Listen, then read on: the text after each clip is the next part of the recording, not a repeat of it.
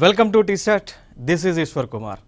ఈ వీడియోలో మనం లేక్స్ అదేవిధంగా రామ్సార్ సైట్స్ గురించి డిస్కస్ చేసుకోబోతూ ఉన్నాం. సో ముందుగా మనం ఇక్కడ చూద్దాం, ఈ రామ్సార్ సైట్స్ అంటే ఏంటో ఒక్కసారి చూద్దాం. ఇక్కడ మనం చూసుకున్నట్లయితే ఇరాన్ అనేటువంటి ఒక దేశంలో రామ్సార్ అనేటువంటి ఒక నగరం ఉంటుంది. ఆ నగరంలో కొన్ని దేశాలు కలిసి ఒక అగ్రిమెంట్ చేసుకోవడం జరిగింది అండి. ఓకేనా? సో ఆ అగ్రిమెంట్ దేనికి సంబంధించింది అంటే ప్రపంచ దేశాల్లో ఉన్నటువంటి చిత్తడి నేలలు, దాన్నే మనం వెట్లాండ్స్ అంటాం. సో ఆ వెట్లాండ్స్ని ప్రొటెక్ట్ చేయడానికి అండి, వెట్లాండ్స్ లేదా దాన్ని మనం చిత్తడి నేలలు అని మనం పిలుస్తూ ఉంటామండి. సో వాటిని ప్రొటెక్ట్ చేయడానికి ఇప్పుడు ఫర్ ఎగ్జాంపుల్ చిత్తడి నేలకి ఎగ్జాంపుల్గా తీసుకోవాలి అనుకుంటే పులికేట్ లేక్ అయినా, కొల్లేరు లేక్ అయినా, సో ఇట్లాంటివన్నీ కూడా చిత్తడి నేలలకు లేదంటే వెట్లాండ్స్కి ఎగ్జాంపుల్గా తీసుకోవచ్చు. సో ప్రపంచ దేశాలలో ఉన్నటువంటి చిత్తడి నేలలు లేదంటే ఇక వెట్లాండ్స్ని ప్రొటెక్ట్ చేయడానికి ఇరాన్ దేశంలో ఉన్నటువంటి రామ్సార్ అనేటువంటి ఒక ప్లేస్లో కన్వెన్షన్ జరిగింది, అగ్రిమెంట్ చేసుకున్నారు. సో అందుకే దాన్ని అంటారు ఏమని అంటారంటే రామ్సార్ కన్వెన్షన్ అంటారు. సో రామ్సార్ అనేటువంటి ప్లేస్లో జరిగింది కాబట్టి రామ్సార్ కన్వెన్షన్ అన్నారు.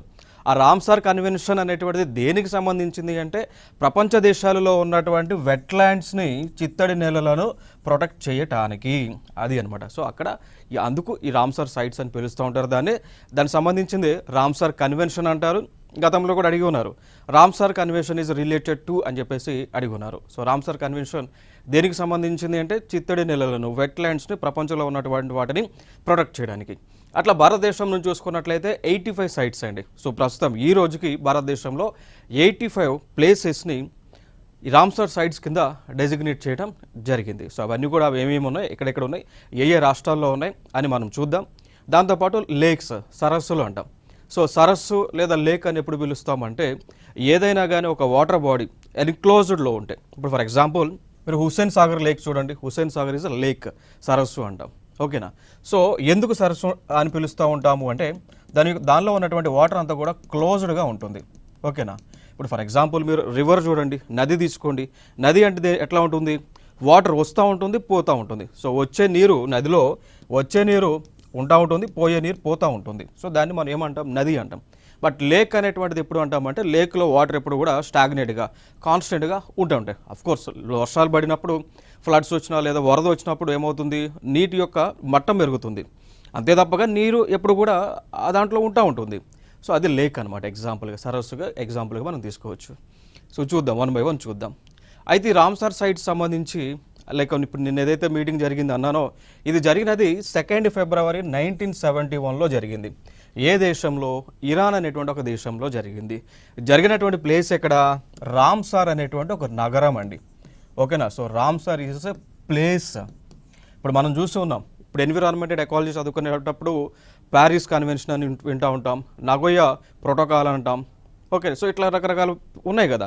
అవన్నీ కూడా ఆ దేశంలో, ఆ నగరంలో జరిగినటువంటి ప్రోటోకాల్స్ కాబట్టి ఆ నగరం యొక్క పేరు పైన మనం పిలుస్తున్నాం. అదేవిధంగా రామ్సార్ అనేటువంటిది ఒక ప్లేస్ కాబట్టి ఆ ప్లేస్ పైన కన్వెన్షన్గా పిలుస్తూ ఉన్నాం.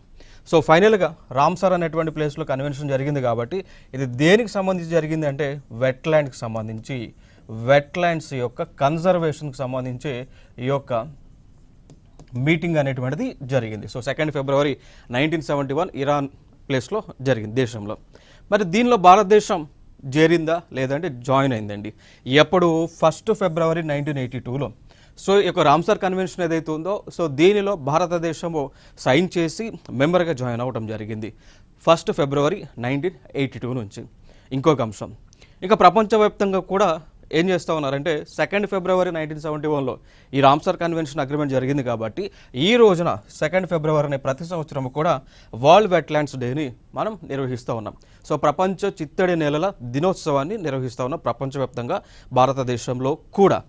ఇంకొక అంశం మనం ఇక్కడ చూసుకున్నట్లయితే ఈ రోజున ఏం చేస్తారు అంటే ఇప్పుడు ఫర్ ఎగ్జాంపుల్ మన ఇండియాలో చూసుకుంటే చిత్తడి నేలలు 85 ఉన్నాయి. సో 85 ఉన్నాయి. లైక్ కొల్లేరు కానీ, పులికేట్ కానీ, సాంబార్ లేక్ కానీ, ఇట్లా ఇవన్నీ కూడా ఉన్నాయి. సో ఆ రోజున ఏం చేస్తారు అంటే వీటి యొక్క సంరక్షణ బాధ్యతలను తీసుకుంటారు. దాంతోపాటు ప్రజలలో వీటి యొక్క సంరక్షణ చేయడం వలన కలిగేటువంటి ఉపయోగాలను ప్రజలకు తెలియజేస్తారు, ఈ యొక్క అవేర్నెస్ క్యాంప్స్ అనేటువంటివి నిర్వహించి. సో ఇదొక ఇంపార్టెంట్ అంశం. మరి 2024కి సంబంధించి కూడా ఈ సంవత్సరం కూడా మన వెట్లాండ్స్ డేని జరుపుకోగా దాని యొక్క ఇతివృత్తం లేదా దాని యొక్క థీమ్ అంటాం. థీమ్ వచ్చేసి wetlands and human well being అండి. అర్థమైందా? సో చిత్తడి నేలలు అనేటువంటివి సంరక్షణతో ఉంటే సురక్షితంగా ఉంటే దాని ద్వారా ప్రజలు కూడా సుభిక్షంగా సంతోషంగా ఉంటారనేటువంటిది ఇతివృత్తంగా తీసుకోవడం జరిగింది. చూద్దాం ఇంకొక అంశం. సో భారతదేశంలో ఉన్నటువంటి రామ్సర్ సైట్స్ ప్రస్తుతము 85 ఉన్నాయి. సో 85 కూడా కేంద్ర ప్రభుత్వం అనగా మినిస్ట్రీ ఆఫ్ ఎన్విరాన్మెంట్ అండి. So ministry of environment, forest and climate change అనేటువంటి ఒక మంత్రిత్వ శాఖ ఉంటుంది. దాన్ని మనం పర్యావరణ శాఖ అని చెప్పేసి పిలుస్తూ ఉంటాం. సో వారు 85 సైట్స్ని ప్రొటెక్ట్ చేయడం జరుగుతూ ఉంటుంది. దానికి ప్రస్తుతం ఇక మంత్రిగా కూడా భూపేందర్ యాదవ్ అయితే ఉన్నారు అండి. ఇంకొక అంశం, మరి 85 మనం రామ్సార్ సైట్స్ ఉన్నాయని చెప్తా ఉన్నామా, వీటిలో అతిపెద్ద రామ్సార్ సైట్ ఏది అన్నప్పుడు మనకి వెస్ట్ బెంగాల్లో ఉన్నటువంటి సుందర్బన్స్ అండి. సో వెస్ట్ బెంగాల్లో మనకి సుందర్బన్ డెల్టా అని ఉంటుంది. ఆ డెల్టా మొత్తానికి కూడా రామ్సర్ సైట్గా డెసిగ్నేట్ చేయడం జరిగింది. సో ఇది భారతదేశంలో ఉన్నటువంటి అతిపెద్ద రామ్సర్ సైట్గా మనం గుర్తుపెట్టుకోవచ్చు, అతిపెద్దది. దాంతోపాటు ఇప్పుడు ఈ సుందర్బన్స్ అనేటువంటి ఏదైతే మనం పిలుస్తూ ఉన్నామో ఇదే మడ అడవులకి కూడా ప్లేస్ అండి. మ్యాంగ్రూవ్స్ అంటాం, మ్యాంగ్రూవ్ ఫారెస్ట్ లేదా దీన్నే మనం మడ అడవులు అని పిలుస్తూ ఉంటామండి. సో ఈ మడ అడవులు ఏవైతే ఉన్నాయో మనకి ఇక్కడ మడ అడవులు అనేటువంటి ఉన్నాయో, సో ఇవి కూడా ప్రపంచంలోనే అతిపెద్ద మడ అడవులు కలిగినటువంటి ప్రదేశంగా మనం చెప్పుకోవచ్చు. సుందర్బన్స్ని వెస్ట్ బెంగాల్లో ఉంటుంది అండి. ఇంకొక ప్లేస్ ఉంటుంది. సో మన భారతదేశంలో ఉన్నటువంటి దానిలో అతిపెద్ద చిన్న రామ్సార్ సైట్ లేదా వెట్ ల్యాండ్ లేదా చిత్తడి నేల ఏది అన్నప్పుడు రేణుకా చిత్తడి నేల ఏ రాష్ట్రంలో ఉంటుంది అండి? హిమాచల్ ప్రదేశ్ రాష్ట్రంలో ఉంటుంది. సో హిమాచల్ ప్రదేశ్ రాష్ట్రంలో ఉన్నటువంటి రేణుకా వెట్లాండ్ అనేటువంటిది భారతదేశంలోని అతి చిన్న వెట్లాండ్గా మనం గుర్తుపెట్టుకోవాలి. ఇంకొక అంశం, ఇటీవల మనకి టీజీపీఎస్సీ గ్రూప్ 3 ఎగ్జామ్ జరిగింది కదా. సో 17 నవంబర్ 2024 జరిగింది కదా. సో దానిలో పేపర్ 1 ఉందా, general studies and mental ability. ఆ పేపర్ 1లో అడిగినటువంటి క్వశ్చన్ అండి. దీనికి సంబంధించి రామ్సర్ సైట్ సంబంధించి ఇక్కడ చూడండి, ఈ క్రింది రామ్సర్ చిత్తడి నేలలను వాటి యొక్క రాష్ట్రాలతో జత చేయండి అని చెప్పేసి ఈ క్వశ్చన్ని అడగటం జరిగింది. సో చూడండి, ఇక్కడ ఇచ్చినటువంటి ఒక సైడ్ రామ్సర్ చిత్తడి నేలలను ఇచ్చారు, ఒక పక్క రాష్ట్రం ఇచ్చారు. సో మ్యాచ్ చేయమంటున్నారు. సో ఇక్కడ నంజరియన్ పక్షి అభయారణ్యం ఒక పక్క, నక్తి పక్షి అభయారణ్యం ఒక పక్క, తావా జలాశయము, అంకసముద్రం పక్షి సంరక్షణ రిజర్వ్ అని ఒక పక్క ఇచ్చి ఇటు సైడ్ ఏమో ఆ యొక్క రాష్ట్రాలు కర్ణాటక, మధ్యప్రదేశ్, బీహార్, తమిళనాడు వంటి రాష్ట్రాలు ఇచ్చారు. సో మ్యాచ్ ది ఫాలోయింగ్ చేయమన్నారు. దీన్ని బట్టి ఆన్సర్ మనం చూసుకున్నట్లయితే మరి అంకసముద్ర పక్షి సంరక్షణ రిజర్వ్ అనేటువంటిది కర్ణాటకలో ఉంటా ఉంది. సో అంటే ఇక్కడ డీకి 1 ఉండాలి. సో ఆన్సర్ వచ్చి డీకి 1 ఉండాలి కాబట్టి చూడండి, సో డీకి 1 ఉన్నటువంటి ఆప్షన్ మనకి కేవలం ఏలోనే 1లోనే ఉంది, 1లోనే ఉంది. సో ఇది సరైనది అనమాట. సో ఈ క్వశ్చన్ నేను ఎందుకు ఇక్కడ డిస్ప్లే చేశాను అంటే ఈ విధంగా కాంపిటేటివ్ ఎగ్జామ్స్లో అడుగుతున్నారు. ఈవెన్ ఇది యాక్చువల్గా యాస్టీస్ గ్రూప్ 3లో టీజీపీఎస్సీ నిర్వహించిన గ్రూప్ 3లో వచ్చినటువంటి క్వశ్చన్. సో ఇది ఎగ్జాంపుల్గా మీరు తీసుకొని ఈ విధంగా ప్రిపేర్ అవ్వండి. ఎందుకంటే డైరెక్ట్ ఈ యొక్క వెట్లాండ్స్ ఒక పక్క ఇస్తున్నారు, అవి ఏ రాష్ట్రాల్లో ఉన్నాయని అడుగుతూ ఉన్నారు. సో ఫైనల్గా అంకసముద్ర పక్షి సంరక్షణ రిజర్వ్ అనేటువంటిది కర్ణాటక రాష్ట్రంలో ఉంటుంది. దాని తర్వాత మనకి నంజరియన్ పక్షి అభయారణ్యం అనేటువంటిది తమిళనాడులో ఉంటుంది. దాని తర్వాత నక్తి పక్షి అభయారణ్యం అనేటువంటిది మనకి బీహార్లో ఉంటుంది. అండ్ తావా జలాశయం వచ్చేసి ఇది మనకి మధ్యప్రదేశ్లో ఉంటుంది అండి. సో ఈ క్వశ్చన్కి ఆన్సర్ ఇది. సో దీన్ని బేస్ చేసుకొని మనకు అర్థం చేసుకోవచ్చు ఏ విధంగా మనం ప్రిపేర్ అవ్వాలి, క్వశ్చన్స్ ఏ విధంగా వస్తున్నాయి అనేటువంటి అంశం. సో చూద్దాం, ఇక్కడ ఆంధ్రప్రదేశ్ నుంచి మనం చూసుకున్నట్లయితే కొల్లేరు లేక్. సో కొల్లేరు మంచినీటి సరస్సు ఏదైతుందో సో దానిని వెట్లాండ్గా డెసిగ్నేట్ చేయడం జరిగింది రామ్సర్ కన్వెన్షన్ ప్రకారం. సో ఆంధ్ర నుంచి కొల్లేరు ఉంది, అస్సాం నుంచి దీపోర్ బీల్ ఉంది, బీహార్ నుంచి కన్వర్ లేక్ ఒకటి ఉంది, నగి బర్డ్ సెంచరీ, నక్తి లేక్ అనేటువంటి ఉన్నాయి బీహార్ రాష్ట్రం నుంచి. గోవా నుంచి చూసుకుంటే నందా లేక్ ఉంది, గుజరాత్ నుంచి కిజాడియా ఉంది, నల్ సరోవర్ ఉంది, థోల్ లేక్ ఉంది, అండ్ వధ్వన వెట్లాండ్స్ అనేటువంటి గుజరాత్ రాష్ట్రం నుంచి ఉన్నాయండి. ఇంకా హర్యానా నుంచి మనం చూసుకున్నట్లయితే హర్యానాలో most important Sultanpur national park ఉంది, బిందవాస్ వైల్డ్ లైఫ్ శాంక్చురీ ఉన్నాయి. సో వీటిని డెసిగ్నేట్ చేయడం జరిగింది యాజ్ ఎ వెట్లాండ్స్గా. ఇంకొక అంశం చూద్దాం, హిమాచల్ ప్రదేశ్ నుంచి చూసుకున్నట్లయితే Chandratal, Pong Dam lake wildlife sanctuary and Renuka lake చూసాం కదా. ఏం చూసాం గ్రూప్ 3లో క్వశ్చన్. సో హిమాచల్ ప్రదేశ్ నుంచి రేణుకా లేక్ అయితే ఉంది, గ్రూప్ 3లో అడిగారు. జమ్మూ అండ్ కాశ్మీర్లో చూసుకుంటే హోకెర్సర్ వెట్లాండ్ ఉంది, హైగమ్ వెట్లాండ్ కన్జర్వేషన్ రిజర్వ్ ఉంది, షాల్బగ్ వెట్లాండ్ ఉంది, మానస్ మన్సర్ సురినన్సర్ వైల్డ్ లైఫ్ సాంచురీ ఉంది అండ్ ఉలార్ లేక్ ఉంది జమ్మూ అండ్ కాశ్మీర్ నుంచి. ఇది వెరీ ఇంపార్టెంట్. ఇక్కడ ఉలార్ లేక్ తరచుగా అడుగుతూ ఉన్నారు. సో ఉలార్ లేక్ అనేటువంటిది ఏ రాష్ట్రంలో ఉంది అని చెప్పేసి అడుగుతూ ఉన్నారు. అంటే ఇప్పుడు జమ్మూ అండ్ కాశ్మీర్ రాష్ట్రం కాదు, కేంద్రపాలిత ప్రాంతం కాబట్టి సో మనకు పక్కన బ్రాకెట్లో వాళ్ళు రాష్ట్రాలు లేదా కేంద్రపాలిత ప్రాంతాలైనా అడగవచ్చు. సో జమ్మూ అండ్ కాశ్మీర్లో మోస్ట్ ఇంపార్టెంట్ ఉలార్ లేక్ ఉంది. సో ఇది మన భారతదేశంలోనే అతిపెద్ద మంచినీటి సరస్సుగా మనం గుర్తుపెట్టుకోవాలి ఉలార్ లేక్ అనేటువంటిది. కర్ణాటక నుంచి మనం చూసుకున్నట్లయితే కర్ణాటకలో లైక్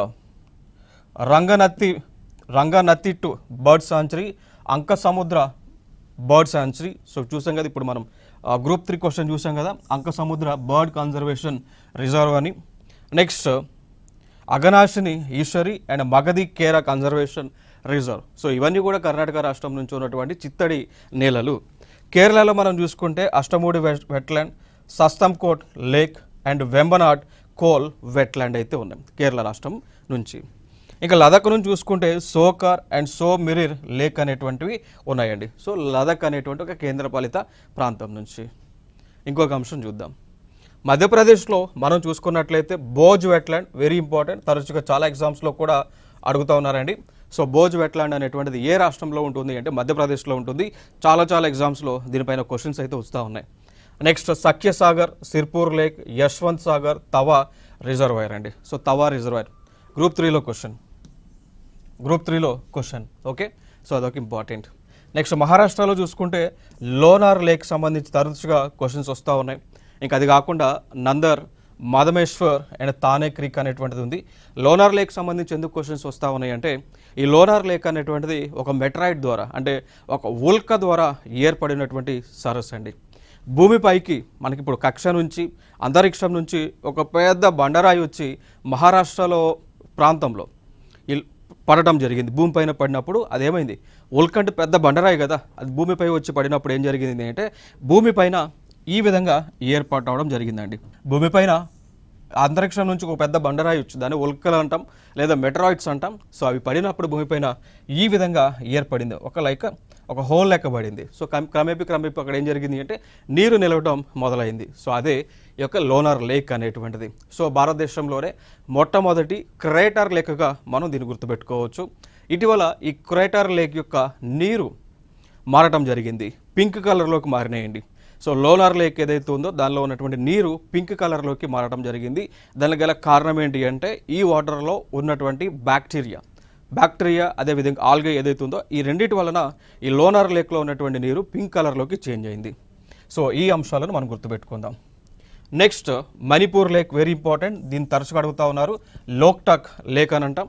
సో ఈ లోక్టాక్ లేక్ అనేటువంటిది మన భారతదేశంలోనే ఓన్లీ వన్ అండ్ ఓన్లీ ఉంది, నీటిపై తేలే ఆడేటువంటి సరస్సు అండి.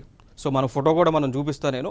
సో లోక్టాక్ లేక్ అనేటువంటిది నీటిపైన తేలే ఆడేటువంటి ఒక సరస్సుగా మనం గుర్తుపెట్టుకోవచ్చు లోక్తాక్ లేక్. అండ్ మిజోరాంలో పాలా వెట్లాండ్, ఒడిస్సాలో Ansupa lake, Bhitarkanika mangroves, Chilika lake, Hirakud reservoir, Satkosia gorge, in Tampara lake. So వీటిలో ప్రధానంగా తరచుగా వస్తున్నటువంటి అంశాలు దీనికి సంబంధించి బిట్రకనిక మ్యాంగ్రోవ్స్ గురించి అడుగుతూ ఉన్నారు, చిలికా లేక్ సంబంధించి క్వశ్చన్స్ని అడుగుతూ ఉన్నారండి. లైక్ చిలికా లేక్ అనేటువంటిది ఏ రాష్ట్రంలో ఉంటుందని అడుగుతూ ఉన్నారు, ఒడిశా రాష్ట్రంలో ఉంది. బిట్రకనిక కూడా మనకి ఒడిశా రాష్ట్రంలో ఉన్నటువంటి మ్యాంగ్రోవ్స్ మడ అడవులు, ఇవి కూడా మనకి లైక్ వెట్లాండ్స్గా డెసిగ్నేట్ చేశారు. పంజాబ్ నుంచి మనం చూసుకుంటే బీస్ కన్జర్వేషన్ రిజర్వ్ అని, హరికే వెట్లాండ్ వెరీ ఇంపార్టెంట్, ఇది Harike wetland and Kanjli wetland, Keshopur and Miani community reserve and Nangal wildlife sanctuary and Ropar wetland పంజాబ్లోనే ఉంటుంది. ఓకేనా. సో పంజాబ్ నుంచి ప్రధానంగా తరచుగా అడుగుతున్నటువంటివి హరికే వెట్లాండ్ అడుగుతూ ఉన్నారు. ఇంకొకటి ఈ రూపార్ వెట్లాండ్ అడుగుతూ ఉన్నారు. ఈ రూపార్ వెట్లాండ్ పైనే మనకి ఇండస్ వ్యాలీ సివిలైజేషన్కి చెందినటువంటి ఒక నగరం కూడా డెవలప్ అయి ఉంది, అదే రూపర్ అనేటువంటి ఒక సిటీ అండి. ఇండస్ వ్యాలీ సివిలైజేషన్ టైంలో వాళ్ళు డెవలప్ చేసినటువంటిది, అక్కడనే ఈ యొక్క వెట్లాండ్ అనేటువంటిది ఉంటుంది. సో ఈ రెండు కూడా మనకి ఇక్కడ ఇంపార్టెంట్ పంజాబ్ రాష్ట్రం నుంచి. రాజస్థాన్లో చూసుకున్నట్లయితే కీలాడియో నేషనల్ పార్క్ రాజస్థాన్ నుంచి ఇంపార్టెంట్ అండ్ సాంబార్ లేక్ కూడా వెరీ ఇంపార్టెంట్. తరచుగా ఈ రెండింటికి సంబంధించి క్వశ్చన్స్ వస్తూ ఉన్నాయి. Sambhar lake, Keoladeo national park. Even UPSC నిర్వహించినటువంటి సివిల్ సర్వీసెస్ ప్రిలిమ్స్ ఎగ్జామ్స్లో కూడా మన కీలాడియో నేషనల్ పార్క్ అనేటువంటిది ఏ రాష్ట్రంలో ఉంటుంది అని అడగటం జరిగింది. మరి ఆన్సర్ వచ్చేసి రాజస్థాన్. తమిళనాడులో మనం చూసుకుంటే తమిళనాడు నుంచి Chitrangudi bird sanctuary, Gulf of Mannar marine biosphere reserve, next Kanjirankulam bird sanctuary, Karaivetti bird sanctuary, Karikili bird sanctuary. ఓకేనా. Next Koonthankulam bird sanctuary, Longwood Shola reserve forest, Pallikaranai and marsh reserve forest ఉన్నాయి. సో ఇవి తమిళనాడు నుంచి. దీంట్లో ప్రధానంగా తరచుగా అడుగుతున్నటువంటి అంశం మనం చూసుకుంటే Gulf of Mannar marine biosphere reserve అండి. So Gulf of Mannar very important, తరచుగా అడుగుతూ ఉన్నారు. ఇంకొక అంశం త్రిపుర నుంచి చూసుకుంటే రుద్రసాగర్, యూపీఎస్సీలో అడిగినటువంటిది. సో యూపీఎస్సీ సివిల్ సర్వీసెస్ ఎగ్జామ్లో ప్రిలిమ్స్లో అడిగారు. సో రుద్రసాగర్ లేక్ ఏ రాష్ట్రంలో ఉంటుంది? త్రిపుర రాష్ట్రంలో ఉంటుంది అండి.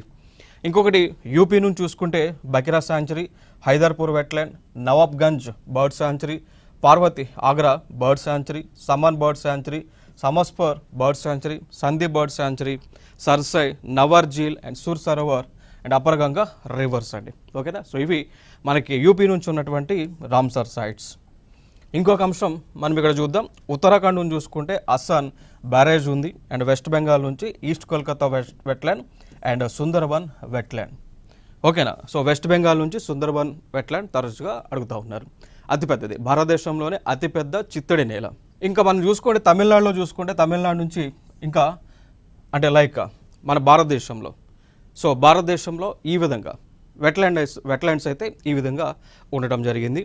So UP, Punjab, Odisha, Jammu and Kashmir union territory. ఓకేనా. మధ్యప్రదేశ్లో, ఆంధ్రప్రదేశ్ నుంచి. సో ఈ రాష్ట్రాల్లో ఒక్కొక్క నేల ఉంది. లైక్ ఆంధ్రప్రదేశ్ కానీ, అస్సాం కానీ, మణిపూర్, త్రిపుర, ఉత్తరాఖండ్, గోవా, కర్ణాటక, మిజోరం వీటిలో 1 ప్లేసెస్ అయితే ఉండటం జరిగిందండి. సో ఇవన్నీ కూడా మన భారతదేశంలో ఉన్నటువంటి రామ్సర్ సైట్స్. సో దీనిలో భారతదేశంలో అతిపెద్దది సుందర్బన్ వెట్లాండ్. చూడవచ్చు దీన్ని. సో దీనిని 1992లో, సో 1992వ సంవత్సరంలో రామ్సార్ కన్వెన్షన్ ప్రకారము వెట్లాండ్గా డెసిగ్నేట్ చేయడం జరిగింది. సో ఇదొక ఇంపార్టెంట్ ఇన్ఫర్మేషన్. పశ్చిమ బెంగాల్లో ఉంటుంది. దీని యొక్క విస్తీర్ణం మనం చూసుకున్నట్లయితే విస్తీర్ణం వచ్చేసి 4,23,000 హెక్టార్స్ ఉంటుంది. సో అతిపెద్ద టైడల్ ఫారెస్ట్గా మనం చెప్పుకోవచ్చు, అతిపెద్ద టైడల్ మాంగ్రోవ్గా మనం చెప్పుకోవచ్చు, అతిపెద్ద డెల్టా ఏరియాగా ఈ సుందరబన్స్ని మనం చెప్పుకోవచ్చు అండి. ఓకేనా. సో దాంతోపాటు ఈ సుందరబన్స్లో రాయల్ బెంగాల్ టైగర్స్ ఉంటాయి.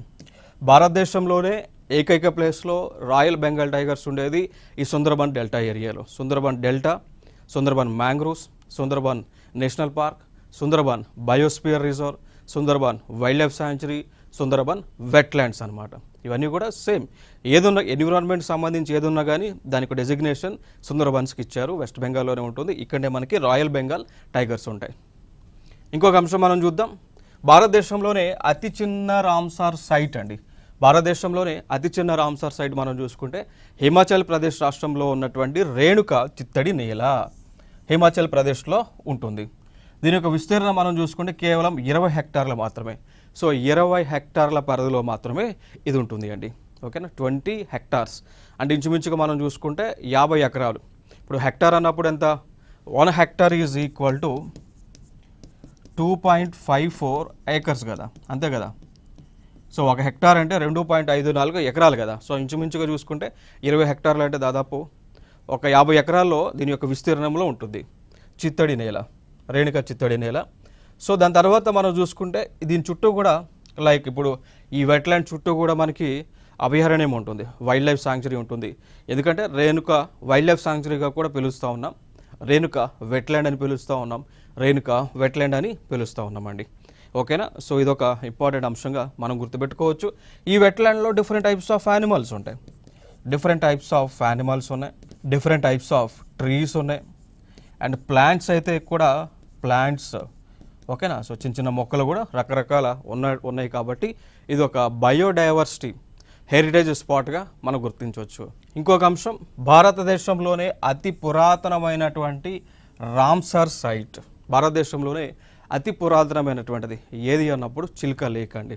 చిల్కా లేక్ చూడండి, చిల్కా లేక్ ఒడిశా రాష్ట్రంలో ఉంటుంది. తరచుగా అడుగుతూ ఉన్నారు వీటిపైన. మరి దీన్ని ఎప్పుడు మనం రామ్సార్ సైట్గా డిజిగ్నేట్ చేసాము అంటే అక్టోబర్ 1, 1981. సో అక్టోబర్ 1, 1981 రామ్సార్ సైట్గా డెసిగ్నేట్ చేయడం జరిగింది అండి. ఓకేనా.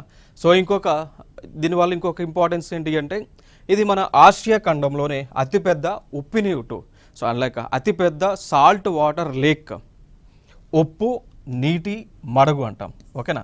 సో భారతదేశంలోనే దాంతోపాటు ఏషియాలో కూడా అతిపెద్ద సాల్ట్ వాటర్ లేక్గా మనం చెప్పుకోవచ్చు అండి.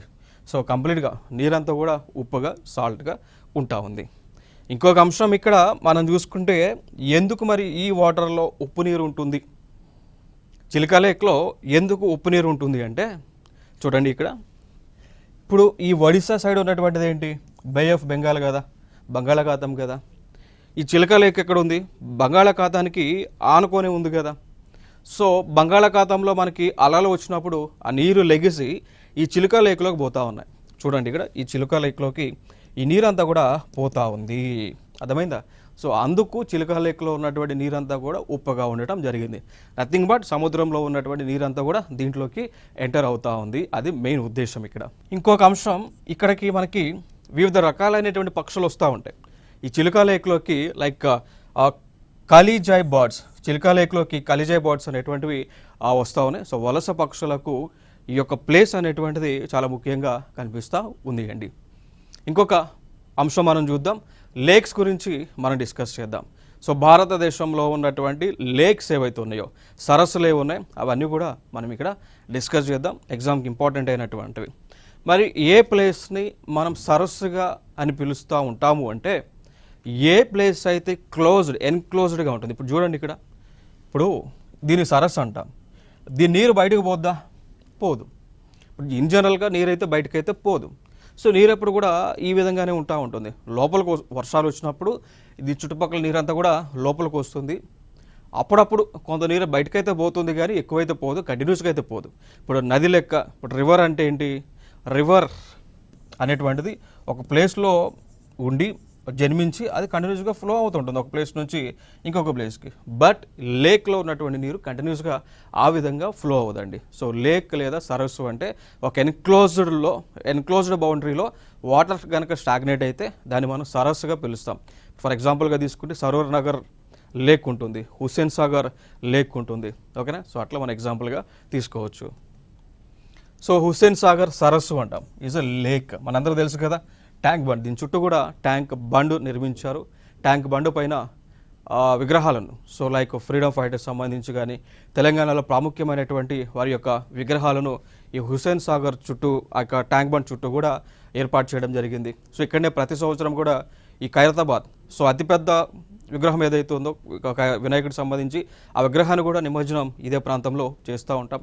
దానితో పాటు ఇదే హుస్సేన్ సాగర్లో బుద్ధుడి యొక్క విగ్రహం కూడా మనకు కనిపిస్తూ ఉంటుంది అండి. ఓకేనా.